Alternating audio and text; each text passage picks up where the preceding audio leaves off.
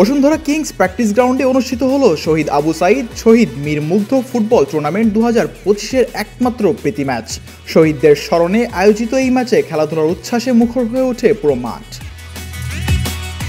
অনুষ্ঠানে প্রধান অতিথি হিসেবে উপস্থিত ছিলেন বিএনপির মহাসচিব মির্জা ফখরুল ইসলাম আলমগীর।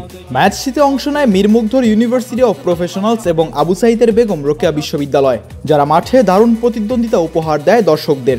শুরু থেকে শেষ পর্যন্ত বসুন্ধরা কিংস প্র্যাকটিস গ্রাউন্ডে ছিল উৎসবের আমেজ। উপস্থিত ছিলেন অসংখ্য ক্রীড়াপ্রেমী, সাংবাদিক ও স্থানীয় জনপ্রতিনিধিরা।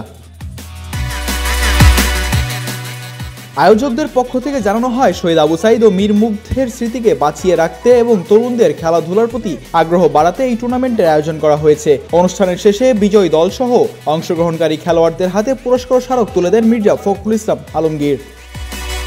এছাড়াও তিনি বলেন, দেশের ভবিষ্যৎ তরুণদের হাতে, তাদের জন্য খেলাধুলার পরিবেশ তৈরি করা মানে একটি সুস্থ প্রগতিশীল সমাজ গড়া। বসুন্ধরা গ্রুপের যারা কর্তৃপক্ষ চমৎকার একটা মাঠ তারা এখানে তৈরি করেছেন।